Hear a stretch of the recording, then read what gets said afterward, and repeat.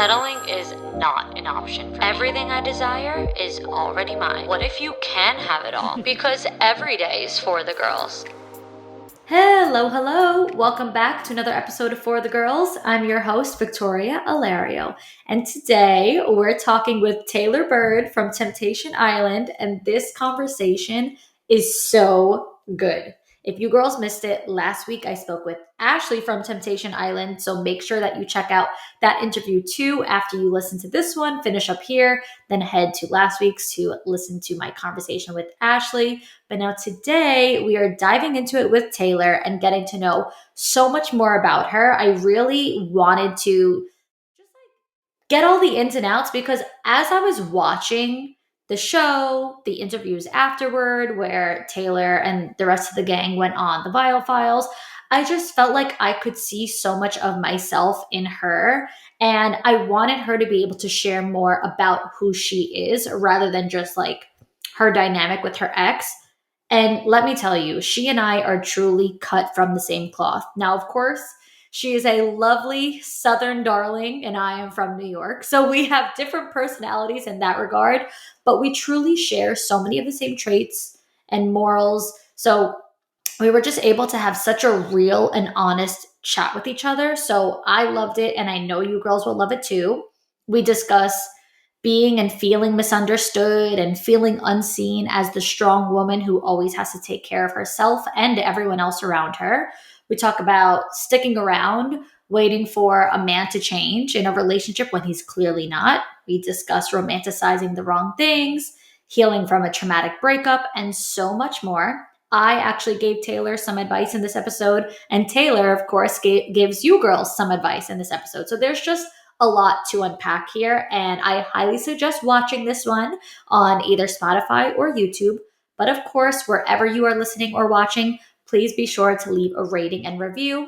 Not only does it help the show so much, but I would also just love to know what you girls think about this episode and if you loved it as much as I did. So if you're listening on Apple Podcasts, be sure to leave 5 stars and a review at the bottom of the podcast page. If you're listening or watching on Spotify, of course, be sure to leave 5 stars and a comment on this specific episode. Or if you are watching on YouTube, be sure to like, comment, and subscribe. Now, let's get into the episode. Okay, everyone, please welcome Tayler to For the Girls. I'm so excited. Tayler, introduce yourself to the girls. Thank you so much for having me, Victoria. My name is Tayler Byrd. I was on Netflix's Temptation Island. But aside from that, I'm just a health and wellness advocate. Really happy to just be here and share my story. Are you ever a health and wellness advocate? You look insane. Like I've of course you looked amazing on the show, but then like I look at your Instagram too, and I'm like, what the hell? Like what are you a trainer? Like what? I don't understand. How do you look like that? Yes, you're so sweet. So actually, after I got home from the island, I immediately started studying for my certification because if you're a girl, after you get out of the breakup, you're like, okay, how can I boss up? Like it's time to move forward. So I got my certification and I've always been really into health and wellness, but honestly, during the pandemic, it really showed me how important it is. And so I have my undergrad in health, my master's in public health. So it was just something I'm always passionate about. But I was like, if I'm talking to talk to all these people, I need to walk the walk. What am I doing? Oh my God, I love that. Oh my God. It's so true. No, seriously, I'm very impressed by you. Like, you know what? I liked you on the show. Like I did like you, but I liked you even more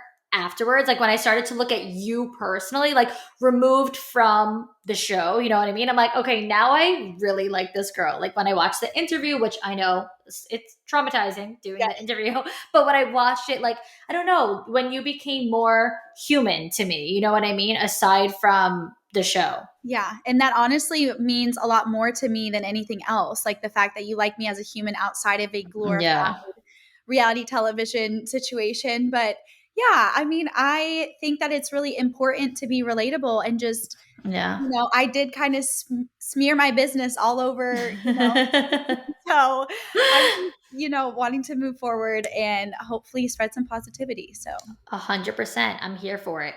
like I said, we're going to humanize you. So tell me yourself, like, what's your life like? I get that you're into the health and wellness. What is your life before, your life now? Were you always a relationship girl, like single life? Just fill me in on all that. Yeah. So, I mean, dating in Nashville has not been the best ride. I'll just say that. And also, for 7 years, I had two jobs. I worked full time at a university here in Tennessee, in which I still do full time. But also, I bartended on the weekends. And honestly, it allowed me to make some great moves for stability.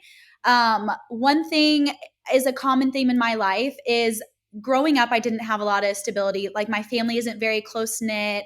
I only talk to my parents. And it was just a really difficult ride. My mom is bipolar. And so that was really difficult having my world kind of shaped, with someone who has a mental health disability. Mhm. So a little bit of a wild ride, but I knew it was really important for me to take that back into my own hands. So as soon as I could, started working. I gave up a social life. I gave up a whole bunch of stuff. Like I missed birthday parties. I missed trips and girls things and all this stuff because I was like, no, I have to do this for myself. So I was able to buy my first house and really just grind. And I'm glad I did. But like I said, it's like I'm playing catch up on the back end. Now I'm like, oh, I'd love a community and I need support. And we're wired for human connection. So that's one of the things that's just been a little rougher on me, as you can see, especially getting out of the relationship and kind of talking openly about that. But my day to day here is, just work and, take care of myself. I'm a loner. I know I seem maybe a little extroverted on the show, but I will sit here for like 72 hours and be like, I need human interaction. I have not said one word out loud. Oh my God, stop. I say that all the time. Yes.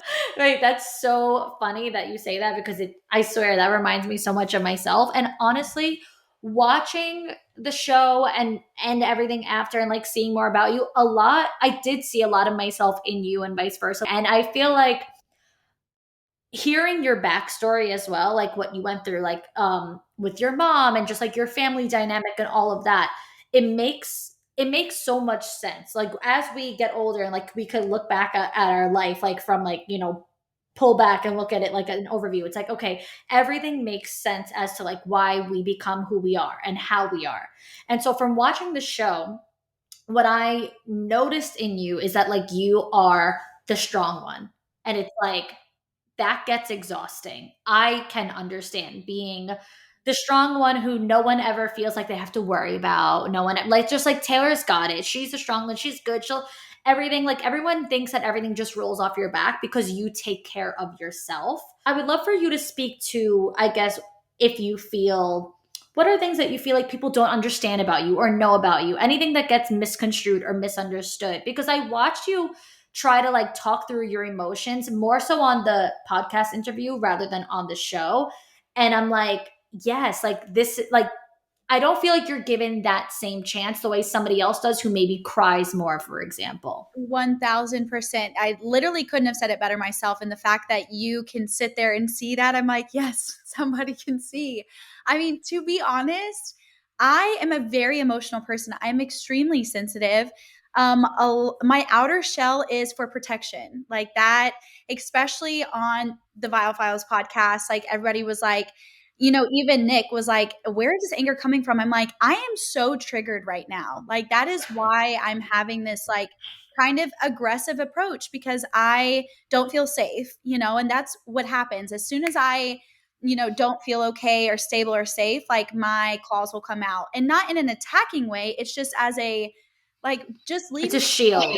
Yes, 100%. So, and I've always been the strong one as far as like, oh, she's got it. She'll be okay, whatever, because I do take it. But I will go home and I will cry for 3 days straight. Like I will crash out like 100%. But I mean, it's been a little bit better because therapy is huge. I'm a huge advocate of mental health and wellness. So I found a therapist I really like and I'm able to go to her, but it just sucks because time after time I'm being put in these positions where it's like, oh, she'll be okay or this and the other, when I do want to just like kind of bawl my eyes out sometimes, but I just don't. It's not that I even like can't. I don't know. Something within me just really, there's a blockage there that I'm trying to figure out my own. And now I'm really happy that I'm adult and I can communicate that with people sometimes like, hey, that really hurt my feelings. I used to never speak up for myself.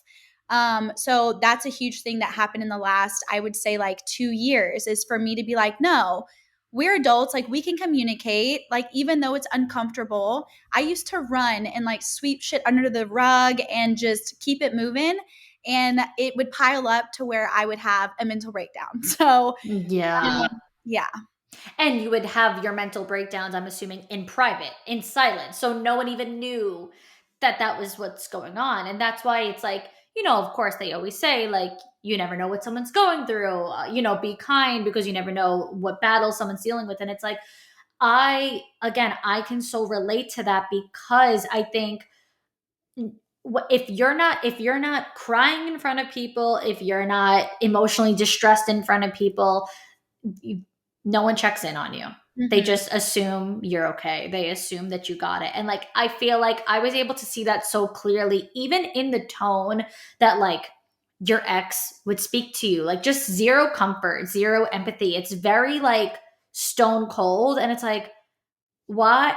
I feel like, I watch all these shows and whatever, like there's always each girl or guy as well, but everyone has a role, it's like there's always the one girl that's like the strong one, the one that's the sensitive one, the one that's this and that. And it's like women actually can be all of the things. Like I can be strong and sensitive and have my feelings hurt at the same time. Yes, 100%. I think that's honestly, it's such a great representation.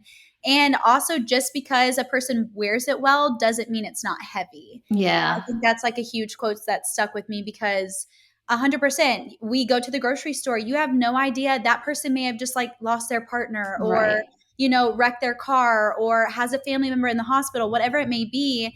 And just because like they say something that rubs you the wrong way or whatever, we take it so personally, when all along it's like we're just dealing with these silent battles behind closed doors. Yeah, it's so true. And I think because of that, because that's like, okay, you may see it as like a blockage. I think I see it more as like it's just your natural tendency is to kind of like lean more into your masculine energy, which I'm very much like that.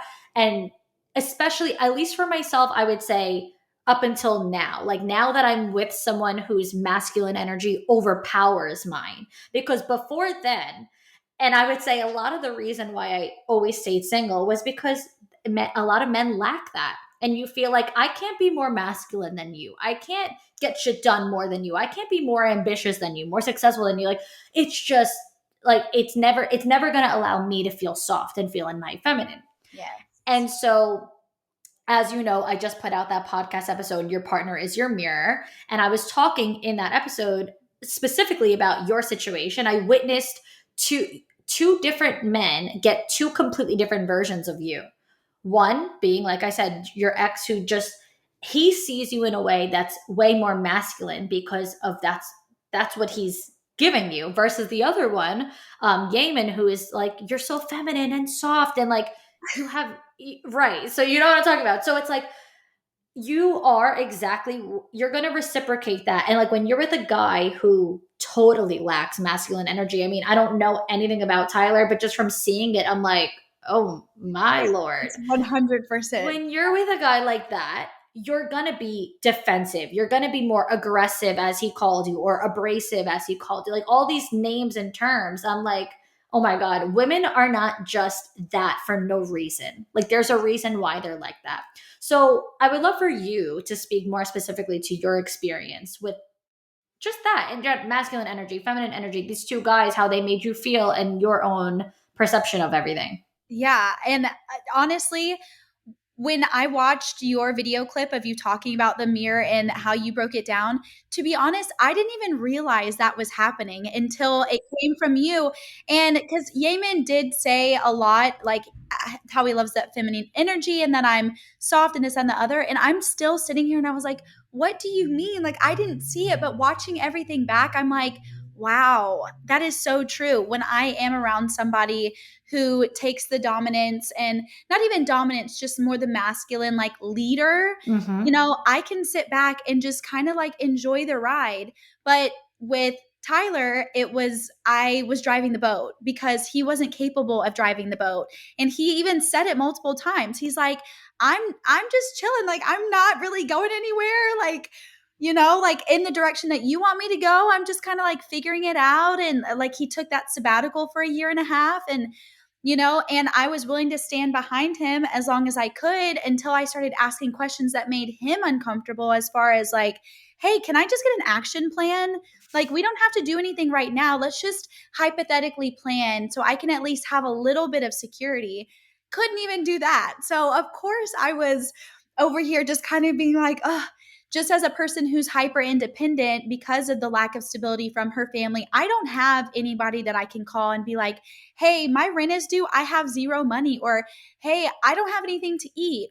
I will never forget freshman year in college. I had just moved out of my parents' house. Like, everything was so new.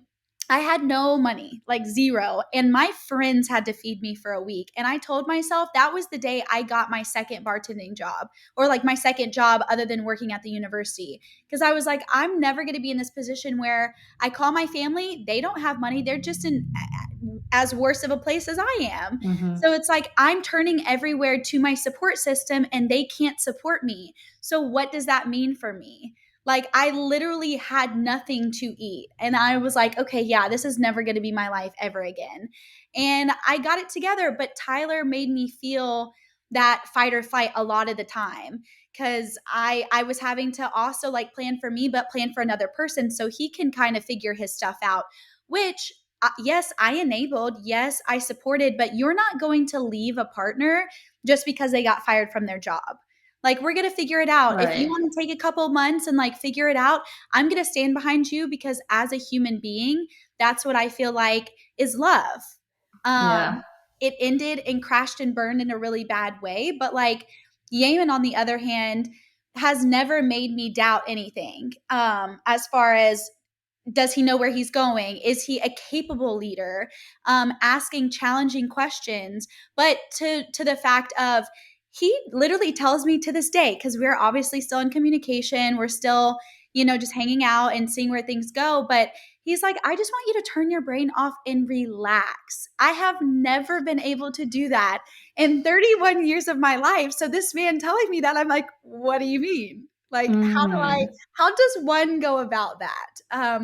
So I'm figuring it out. And honestly, it's kind of an internal battle within myself right now, because I'm so used to a pattern and kind of a narrative in my brain that's been the same for 31 years. And then all of a sudden I meet somebody that's like, yeah, I got this. You're good. I'm like, is this true? Like, is this real? So, yeah.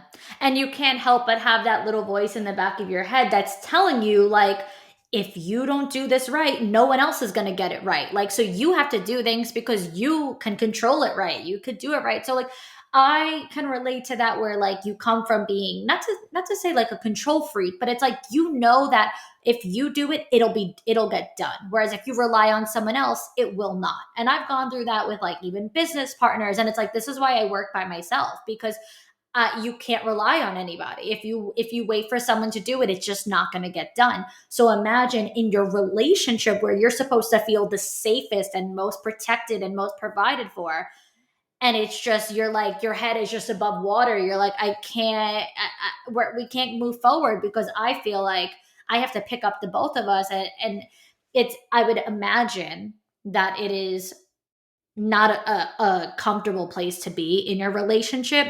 Even for me, like, so funny enough, I think I've been referring to your situation quite a lot. I'm not going to lie. I was referring to your situation because I actually had a guy comment asking for like advice, being like, how do I be more masculine? How do I make girls feel more feminine with me? And I was like, point blank. Great question. First off, the fact that a man asked that. Yeah. I'm like, first of all, common fucking sense. Because not for nothing, what kept me single was the fact that I would have solutions to problems, and guys would be like, oh, I don't know what to do with that. Like, and it's like, I'm sitting here thinking you're gonna protect me, you're gonna take care of me. Meanwhile, I went out with a guy once, and the day that, this is what I was saying in the TikTok answering to that guy. I had a date with a guy once, and we made plans the day that I had a party during the daytime. So we had like 7 o'clock reservations. And I was like, but I might be running late because I have something during the day. So I might have to push back. Long story short, around like 6 o'clock, I was like, hey, we gotta, push back. Yeah. He writes back in like half of a second. He's like, just checked online. They don't have any other open reservations for the rest of the night. I'm like, so did you call the restaurant and see if you could push out our reservation back that we have? Yeah. No, I didn't. I'm like, well, that's what I would do, right? Common sense is you call, you say, I'm running late. I have a reservation. Can I push it back? And I wouldn't go on the website and see if, do you have an open reservation in the next 2 hours? It's not going to happen. Yeah. Right. My point is like, you could either be with a guy like that and then you're stressed every fucking day for the rest of your life. Yes. Or someone like Yemen, for example, where he literally says, it's okay if your brain is actually shut off when you're around me. 100%. But nobody talks about that difficulty, though, of actually shutting your brain off and knowing, like, I'm going through the process now, so maybe you can even like give some advice to this. How does one do that? Like, is it time? Because obviously you can reprogram your brain from all the negative experiences by replacing it with a positive one over and over and over. That's like retraining the pathways of the brain. So is that this basically that same case? It just has to happen multiple times for me to be like, oh, okay, yeah, this is like a real thing. 100%. It is their actions proving their words. It is experience. Now, you and him don't live near each other, right? Yeah, long distance. So you're not like going out on the weekends all the time and going on date nights. So in your case, it may be a little different. For me, with my fiance, in the very beginning of us dating, yes, I was exactly the same way that I was with everybody else, where it's like you're more so like ready to be on the defense. You're ready for them to disappoint you. You're ready for them to let you down. And when I would get in my head about things like that and I would try to control the situation, or I would just self-sabotage and be in my own head, my thing that I kept telling myself to reprogram my brain was, he's never given you a reason to feel this way. He's never given you a reason to think like that. So just relax, like let him prove it. Yeah. And I would think he's going to be late. He's not going to be on time. He's going to cancel, or he's going to do this wrong. And he never did. He was always on time. He was never late. He never canceled. He always did the right thing. If he said he was going to take me somewhere, he took me. Like anything he said he was going to do, he did. And so it took, a little while, a couple weeks, couple months, whatever it was, of me telling myself, snap out of it. He never gave you a reason to think like that. He never gave you a reason to doubt him. So why are you doing it? And it's just because that defense mechanism, that protective shell of like, I'm so used to this. I'm so used to being disappointed. And then I'm like, but why do I feel that way with him? Just because somebody else did that in the past? That has nothing to do with him. He never did that.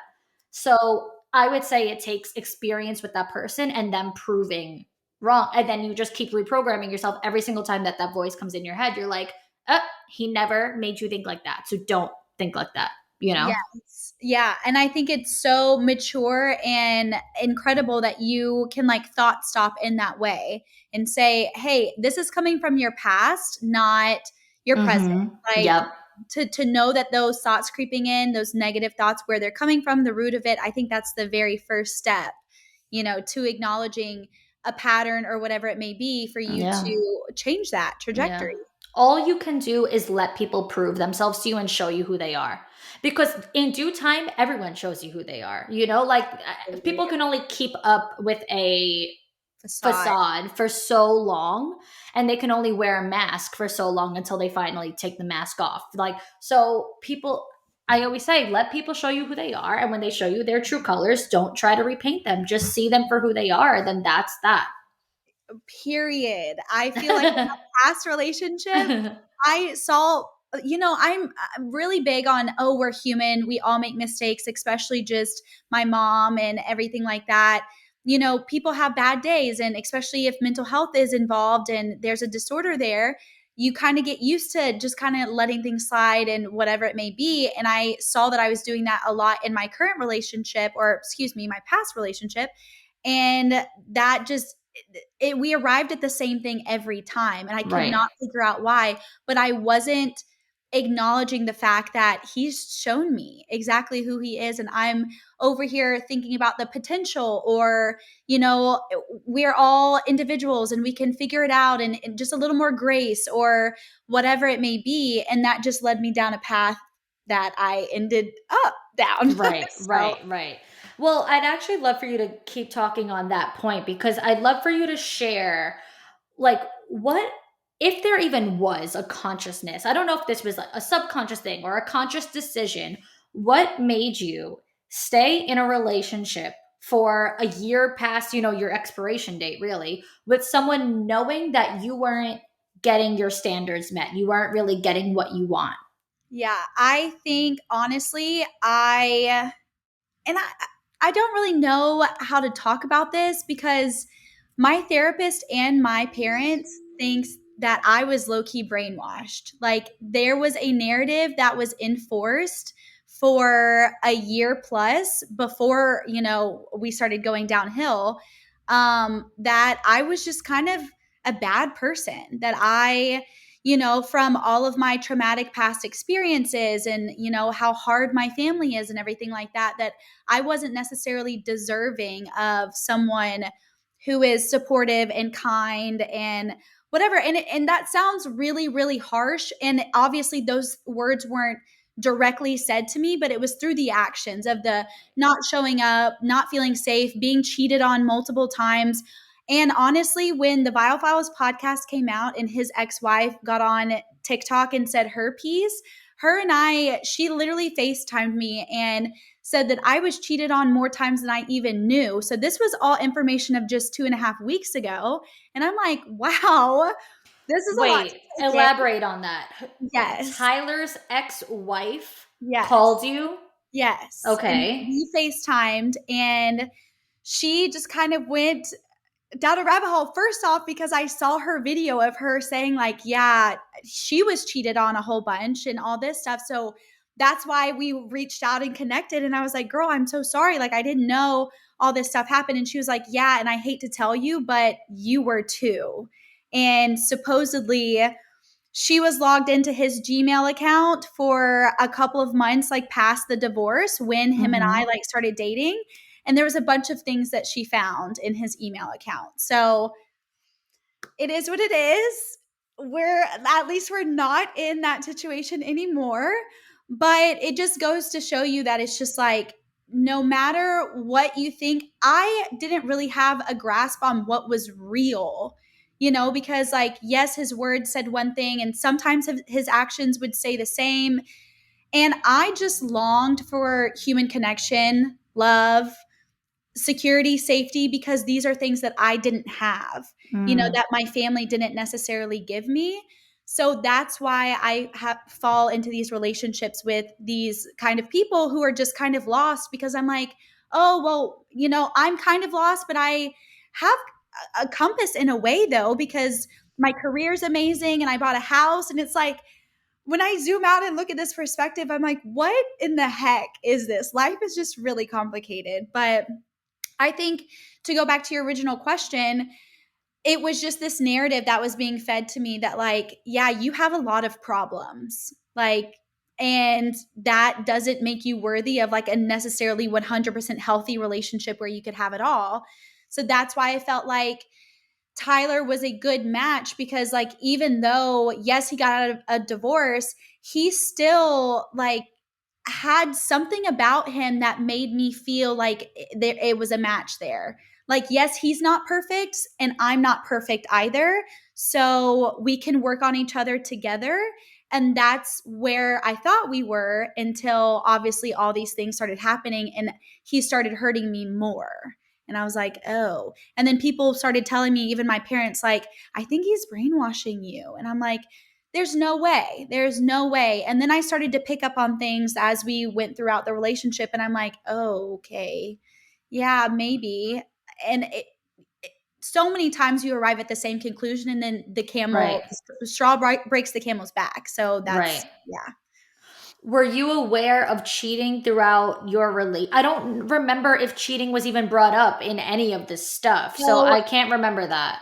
we were in an official relationship when he cheated the first time. When I was in Belize, I was Okay. on a work trip, and I received a video of him kissing a girl at a bar. Yes, you said this in And the interview. Okay. yes, and legitimately my thought process behind that, and why like things like rekindled after the fact, is I was like, he's been in a marriage for 5.5 years. He's only been with one partner, his wife, his whole life. He has never drunkenly kissed a girl at a bar. He's never gone out and like had this fun to date around. That was the whole reason why we went on Temptation Island. We agreed that he needed to see the sights and then choose me consciously to move forward. And I was fine doing that. I'm willing to risk whatever, because I do want to feel chosen at the end of the day. And so that's why we rekindled afterwards, because I was like, it is a kiss. It's not like you fucked the girl. It's not like you did anything absolutely horrible. Yes, that hurts. And yes, we had to get through some stuff. We chose to go on a break afterwards and all that stuff. But I was willing to forgive this one little blip because of the fact that he's only been with one person his entire life. So I was like, okay, whatever. But I saw that I gave the inch, and then the mile was taken shortly after that. So yeah. 100%. Do you feel like you I think it's a mental thing. I don't know if it's to say that it's like I would never ever ever want to sit here and say that you lack self-respect. I would never say that. But do you think that there was a lack of something that you felt like it's not a big deal if I don't know exactly how I want to word this, because what you're saying to me right now is like you'd have to kill me for me to accept my man kissing another, you know what I mean? So it's like, what do you feel like you were maybe going through that allowed you to say like, I'll be the chill girl and let him do that? Do you know what I mean? Oh, 1000%. And I do feel like it was a huge lack of self-confidence on my part. A lack of self-respect, arguably. I haven't ever until lately thought that I was really worthy of anything less than dysfunctional. I got put into a family that was pretty dysfunctional. People don't necessarily show up for me. I don't have really a support system. And I just thought it was just one of those things that, you know, he's just proving every relationship right. You know what I'm saying? Like, this is my pattern in my life. People fail me, people disappoint me. I guess this is just the quality of relationship that I'm It was like blessed. a limiting belief of like, this is just how the cards are dealt for me. This is just like what I deal with. And now don't have a choice around that. Yeah, 1000%. Yeah. Cause no, it's not to say like you lack self-respect, but there's something there that when you get to a point where you kind of just, I think, feel defeated of just like, well, at least I have a boyfriend. So like, I don't have to go be saying like, at least I have somebody, you know? Yeah, and I'll never forget the conversation that we had when I came back home, and like we talked in person about the video. Like, I was so gutted, and he literally looked me dead in my eyes. I can't, like, thinking about this, I'm like, what the hell was I thinking? But he said he was feeling the void of his ex-wife with me all along. And that's why we decided to go on the break, is because he was like, I have a lot to figure out. Clearly I made this mistake, whatever. And then he was the catalyst of the break. I'm like, I should have enough confidence and strength and knowledge in myself that I deserve better, that I should have walked the F away. But instead, I was sitting there sobbing, like, you don't want me back? I'm like, girl, get a grip. Yeah. Get a grip. But that is a result of manipulation, because obviously something was done there that made you feel, I don't know whether it's like less than him, as if like you had him on a pedestal, where I think that you may have felt like, this is a good thing that I have. I don't want to ruin this thing. Like, I want to keep this thing. So like, even if he's feeling that way, like I want to hold on to that thing. Yeah, and 1000%. And I feel like since he was married, he knew how to show up for a partner. And so those first, couple of months we were together, it was unlike anything I had ever experienced before. Like this man, I literally had written in my journal, I was like, I remember this was probably January, and everything that went down happened, I think, at the end of February. I was like, is this too soon? I don't know, but like I want this. Like Yeah. I don't understand how the universe works, how, the Lord works, whatever, but these doors are opening and it feels right, so I'm going to keep walking through them. And I'm like, girl, what were you smoking? The door was smacking me in the face and I just kept walking through it. Yeah, like every time. But I mean, honestly, it's a learning lesson and I'm very thankful for it because, it led me here. It led me to share my story and it's relatable and all that good stuff. So I don't want to sit here and just be like, bad, bad, bad. No, I get But, that. Yeah. But you're also like still traumatized right now. So you're like kind of just letting it out. Yeah. And the fact that I still live in the same city, like very small town that him and his new girlfriend live in, I need to get the F out of Dodge. Like You can't avoid it. yeah, it's such a small town here and everybody knows everybody. So it's just been a very weird situation. And, coming home from the island, I haven't really talked about this, but I started seeing someone for 5.5 months coming home from the island, aside from Yemen, because when we got home, Yemen and I tried. Like he had a flight booked here to Nashville, and I just told him, I was like, I can't do it. Like, yeah. I am so emotionally messed up from this situation. I was crying all the time. Like it was just not a good situation to start something new. Mm-hmm. And I was very thankful that he was like, okay, take your time, call me when you're ready, whatever. And we kept in touch here and there. But then I wanted to give myself at least 3 or 4 months of like not talking to anybody. And so I met somebody at the end of this time, and he was an angel, like literally sent from heaven. So great. But our demise was that he lived in an apartment building that Tyler's new girlfriend moved into. And so I would literally like be trying to move on with my life and then like go to the elevator and run into her and Tyler. And I'm like, I can't do this. Yeah. I cannot do this. And then him and I like Costco for all things. Like I've never been to Costco, but he had a membership and we would be in Costco with our little buggy doing our like Sunday homey stuff. Who do I see going down the aisle? I'm like, literally, even his mom came into town. His mom is from Memphis, drove up. We went to the mall. We were literally in the mall, me, him, and his mom, and walking towards us, Tyler and Lauren. I'm like, this is a sick joke. It's just a sick joke. Is moving like an option? Is it on the horizon or? Yeah.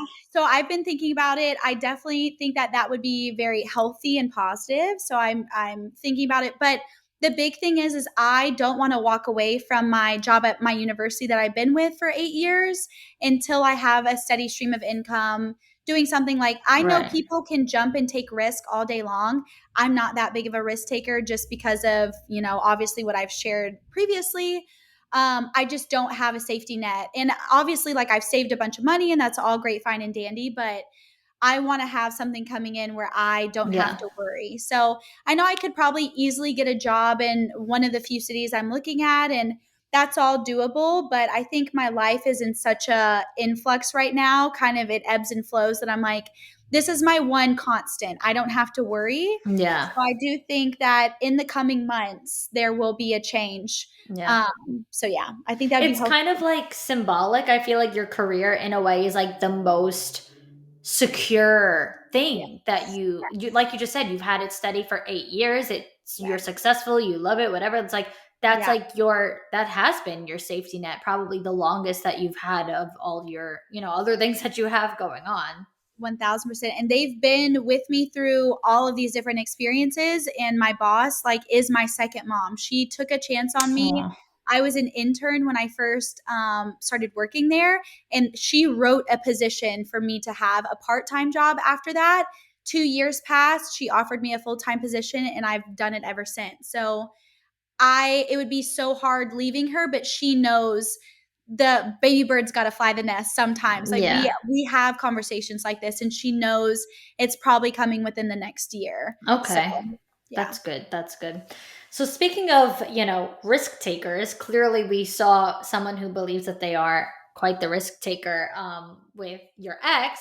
And so with that, Mike, I have a question about that, because I understand that you were pushing him, or as he says, pushing him too much and like all that. But I also feel like at the same time, you, in my opinion, were quite easy on him. Like, I feel like he could say all he wants that you were constantly bringing it up, but it's like, well, yeah, when a year goes by and you're still without a job, what are you going to do? So my question is, because I view it completely opposite than everybody else, I believe you were very easy on him. So do you think that you were easy on him and holding back because of, like, you didn't want to offend him? It felt maybe too taboo to be like, because money, like finances is like, that's a hard thing to talk about.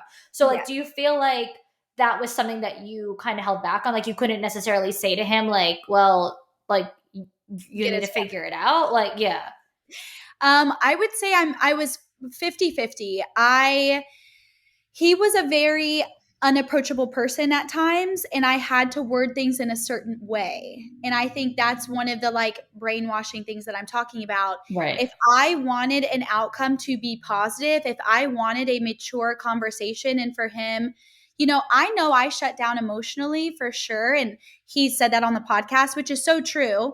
I think he did the same a lot of the times, but when it was things that were uncomfy, and everybody's entitled to their own feelings, but I didn't want to have to walk on eggshells with my partner. If I wanted to sit down, and as an Aries, a fire sign, just a very blunt individual, I don't want to sit here and be like, use the sandwich method, compliment what I'm really. Oh my God, that's so funny. I always say that. Yes, but it's true. And I mean, it does work, especially with people that you may not know, and you do want to, be an empath. But like, we were together for 2.5 years. I should be able to sit down on the couch and be like, hey, babe, what's the plan? Right. Period, point blank. And that's kind of how I knew that we were in for a demise, because the fact that we can't even have any sort of, every time I bring it up, it's nope, we're not talking about that. Or very defensive. Yes, extremely defensive. And then that causes me to get defensive, because I'm like, why can't we? Like, you could ease all of my troubles with just a conversation. And I think too, the answer that he was going to give me, he knew that that wasn't the answer that I wanted, because the answer was, I don't know what I'm doing. I don't want to go back and work right now. And I'm just like, what could even be the conversation if that person just is literally like, yeah, no. Right. I think because ultimately the only appropriate response on your end to that would be like, okay, well then we have to break up, because like, where do you go from here? Yeah. And so you both probably didn't really want to walk away from the relationship. So he held back, which then you couldn't really do anything with that, because you just kind of were waiting around for something to give, since he wasn't giving anything. And I think that's how a lot of unhealthy relationships go way beyond their expiration date, like I said before, because you're not having the open and honest conversation. So you're both kind of in that limbo place of like, I really don't know. And then you just like stick around because you're like, I really don't know. So stay tuned. We'll find out. Yeah. And then you form a trauma bond at that point. Yeah. Like, because both of you are in this weird scenario, and like, we're just kind of sitting here twiddling our thumbs. And I'm not saying that every single thing needs to be planned down to a T, but once you're with somebody for multiple years, I do feel like we're not getting any younger. Yeah. We're in our 30s. Yeah, you need to know where this is going. Exactly. And it would have saved a lot of heartbreak. But one thing that is undeniable with Tyler and I is we did have that chemistry. We did have that fire. Even if we broke up, this man would literally show up at my doorstep. Like, I could block him on all social media, block his number, whatever. That man was knocking on my door. And if I didn't answer, he'd come back it was a Monday thing for some reason. Every Monday we were broken up, that man would knock on my door. And in a weird way, I'm like, and this is also what mental health issues do I have? Because I'm like, it's so endearing.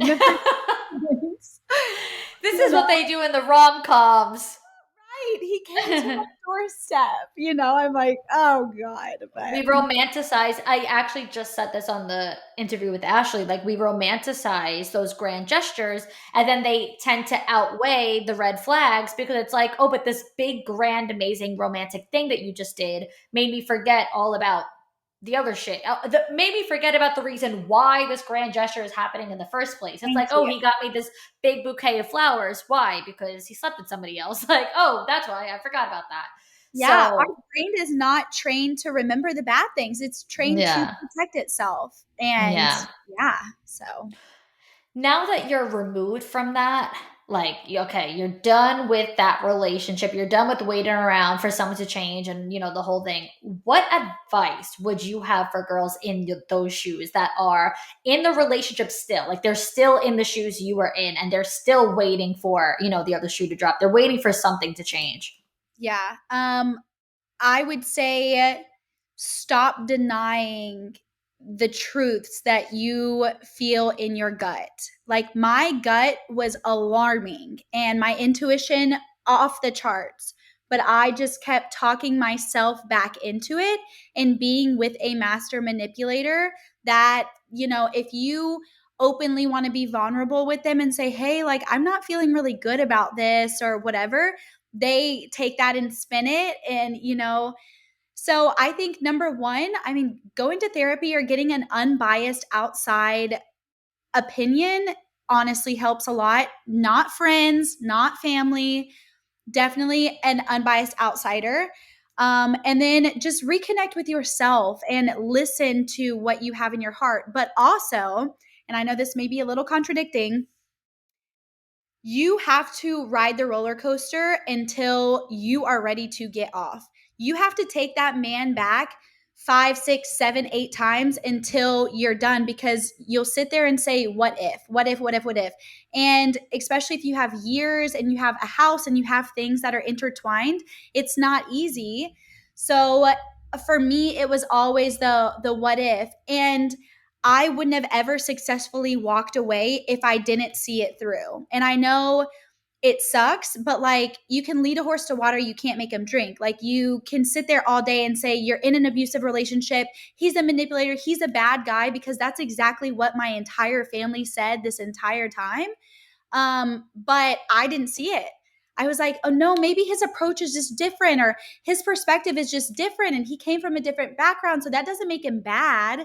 Like, I started making excuses for him on that behalf. Yeah, justifying it. Yes, the justification was through the roof. So I think partnered with an unbiased opinion, trying to listen to your gut, and also knowing that, hey, we're just going to give it a college try. But literally, I'm just so blessed and so grateful that I do not have a kid with this man. I did not get married to this man. At least it was just a relationship that was easy to kind of unveil. But yeah, I would say those 3 things. And I know the third one isn't great advice, but it's just true. I see it with many of my girlfriends too that are in bad relationships. They have to go back as many times as they need to, because I can sit here and tell you not to go back a million times. It's so true. It is good advice, because you know what? It's real and it's realistic, because your friends can't convince you to dead and gone a relationship. Your friends can maybe convince you, block him, but they're not going to make you not sit up at night thinking about him. Like, you could have him blocked all you want, and you and your girls can go out and party and be single, but then you could still go home and still have it in your mind, like, who's he? What if he's with someone else right now? And now you're like, all the things that go through your head, and then you want to unblock, and then you want to see what he's doing. Then you're going to call him. Like, no one can get in your head and like change the trajectory of what actually happens next. So I think that's actually, it's really good that you said that, because I don't think anyone ever says that. They give you like, here's the tangible ways to get out of it, but no one's like, go back 5 times until you're finally fucking exhausted. Yes. Until the wheels fall off.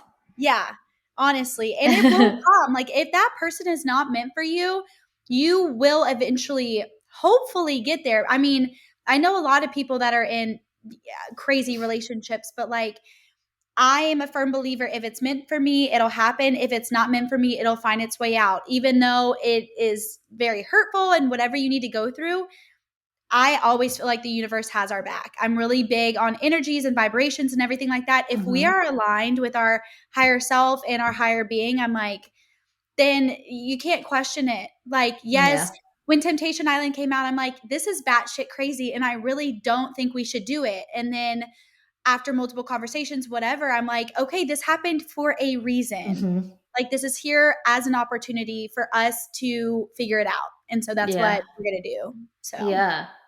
You know, I kind of want to backtrack for a second just because it just dawned on me that when you were talking about, you know, how he would show up at your door and stuff, you were like, we had undeniable chemistry. And you kind of talked a little bit as to how those grand gestures and the chemistry and all that made you kind of stick around.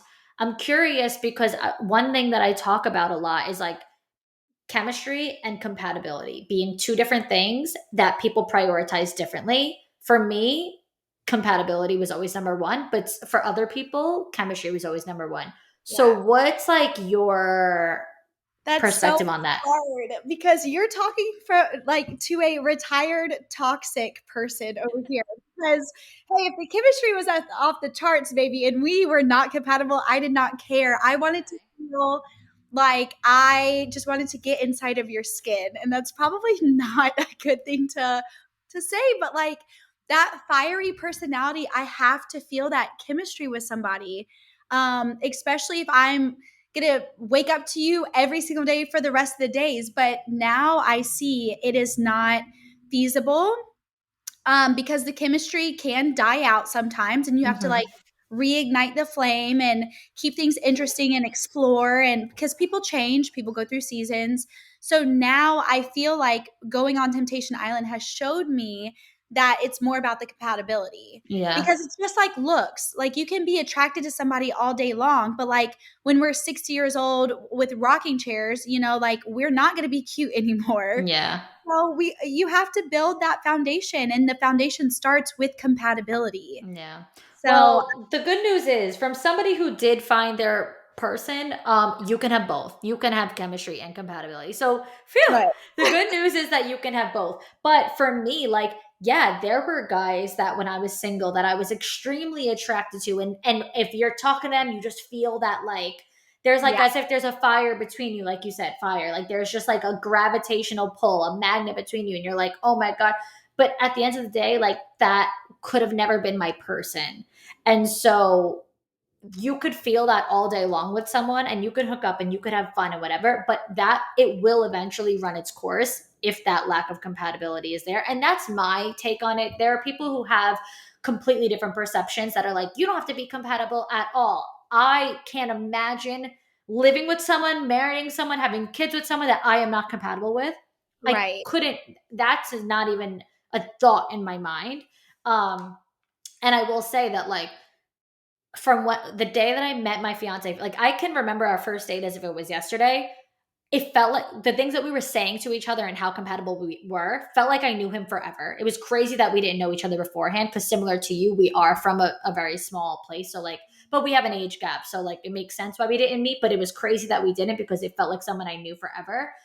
And there was that like the eye contact, the sexual chemistry, like everything was there. So it was like anyone who makes you think you have to choose one over the other is wrong. But I will say that the compatibility has to be the priority because that's what'll go the distance. The chemistry, you know, comes and you goes. could have chemistry with anybody. You could flirt with the delivery guy. You could flirt with someone at the grocery store. Like chemistry can be so surface level, you know? So like, yeah. Because it's based on attraction. Yeah. Usually. Yeah, 100%. Yeah. Even if you can't understand why, you're like this. There's been guys that I'm like, he's fucking ugly. I don't even know why I'm so attracted to this. You know what I mean? Like there's just those feelings, but like that's just hormones. Like it just comes and goes. Am I ovulating right now? Is that Yeah. what? Yes. The amount of times that we look back, like I could look back on every guy that I had chemistry with and liked when I was 21, 22, 23. And now I'm like, what the fuck was I thinking? Like, Yes.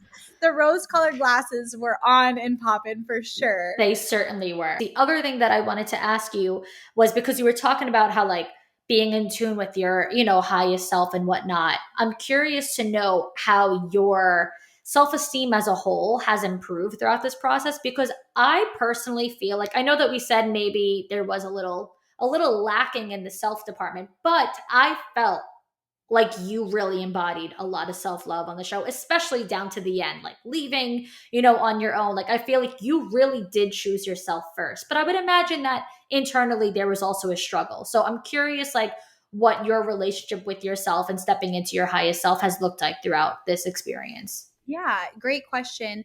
I feel like I am more myself than I ever have been in my entire life. I definitely was lacking a lot going into Temptation Island, and it was hard to reflect back. Obviously, like coming home and like doing the whole thing, switching gyms, giving him his stuff back, this, that, and the other. Really took a toll. And so I would say it ebbed and flowed for a while, but now I feel like, especially since the show was released literally a month ago, almost to the day, hearing the stories from the women who have reached out. And I received a DM 2 days ago. I sat in my car and I cried when I read it because this girl was like, you are the embodiment of what I would want my daughter to be, to Aw. do, to speak. I'm like, the fact that people could see that on a reality television show and feel compelled to send me a message saying that means the absolute world. And so I think in a weird way, you guys, like the people who are listening, the people who are watching, they're giving me the love and support that I need to actually believe it. I know I wish I was that type of person that could just create my own reality in my head and just be like, oh, I'm the shit. I'm worth it all. I'm a 10 out of 10. I'm that girl, whatever. I'm not. I can't just pull that out of thin air and whatever. But like the fact that I'm getting so much support and love, I'm like, I am worthy. The fact that other people can see this, and yes, I mean, we're getting kind of into the external validation portion of things, but like I can have all the internal validation, but hearing it from somebody else, they can see down to the nuts and bolts of my story and how it was relatable. I think that honestly has compelled me to move forward in this journey with myself even more and know that I am worthy. I think it's just really hard going through friendships, relationships, family dynamics, and like all of them kind of be the same way and the same narrative. And I'm not even putting it on other people because clearly I'm attracted to a certain type of person. I mean, this is some social responsibility here that's like, look in the mirror, maybe you're the pattern and you need to switch it up and whatever. But I think that to answer the question, I feel more like myself than I ever have. It genuinely feels like my dreams are coming true. And I know I'm worthy of everything, but I just can't wait to make a family and a community, a support system, and have friends that can help show me that. I think I can believe it all day long, but I do want people in my corner that believe that for me. And I think a Yeah. lot of the people that have been in my life did not make me feel like I was worthy of more. So Yeah. I think that's what I'm doing right now. I'm focusing on building a healthy community. And if a relationship comes from that, amazing, fine and dandy. I'm open for it, but at the same time, I think that I'm continuing to choose myself and show up for myself right now. I love that. You're a good speech giver because you did that on the show too at the end. And Oh, I love he was like, I wish that I thought of making my notes as well. And I'm like, yeah, well, you fucking didn't because you're not a good speech giver. So, and you just did one now. And then like, it just kind of reminded me of that too. I remember like watching it and you being like, sure, I will go. And you're like reading it. And he's like, well, I didn't think of that. And I'm like, I died. Like, You made me laugh a lot. And it's funny because you weren't trying to be funny. Like, you were dead serious pulling out your notes and like reading the note. And I'm fucking cracking up. Meanwhile, you're like being super vulnerable and serious. And I'm like laughing my ass off because it was just it was so real. Like, that would be me and my notes app, like when I'm arguing with someone and I'm like typing the Absolutely. novels. Oh my gosh. I wish I had a heart rate monitor because like that, the bonfire, it was just, but um you know what though, like listening to what you're saying, like, yes, I agree, you don't want to get too much into like, okay, then everything becomes about external validation, but I think that going on Temptation Island was like literally the best thing that could have ever happened in your life, because I feel like you're going to be proven so much now, whether it is from Yemen or another guy or just like the girls that follow you, that like stability and like healthy relationships and friendships, they exist. And I think sometimes you have to go through like the literal rock bottom just to get to that light at the end of the tunnel and have it be proven to you. Because it's yeah. one thing to hear about these healthy relationships. Someone could tell you, oh yeah, like when I was single forever. So like, girl, at any time that I talked about being single and wanting to meet somebody, wanting to get married, whatever, what does everyone say? Oh, it'll happen when you stop looking. It'll happen when you, and I'm like, oh my God, everyone's shut the fuck up. Yeah. Like Yeah. it gets exhausting hearing the things. And it's like, sure, everyone can tell you that these things exist and everyone can say everything, but it's not until it's proven to you that Yeah. you will actually believe it for yourself. So I feel like, yes, sure, there's the territory of like, you don't want to be too reliant on external validation, but all of that validation from the guys, from the girls, from friends, whatever, is proof that these things exist, these healthy relationships and people exist. And I feel like that's really going to be what you take away from the show. Yes, 100%. I couldn't have said it better myself. There was a point in the show that it did get cut out, but at a bonfire I was telling Mark that I feel like healthy relationships and things like that, it's like fairy dust and pipe dreams. Like, Yeah. I've never experienced it before. There's really no relationship in my life that I envy. You know, my parents, they did break up for a little while, but they got back together and stuff like that. So I do idolize the fact that they were able to like weather the storm and find their way back to each other, because they are genuinely one human. Like, both of them cannot survive without the other. And I think that's beautiful, but I don't necessarily want to weather the storm. I don't want to have to go through all these trials and tribulations just to like get back together with somebody. You know, I just want something honest and healthy, and I know it's not going to be easy. I definitely know that, and it's not necessarily going to be 100% positive all the time either.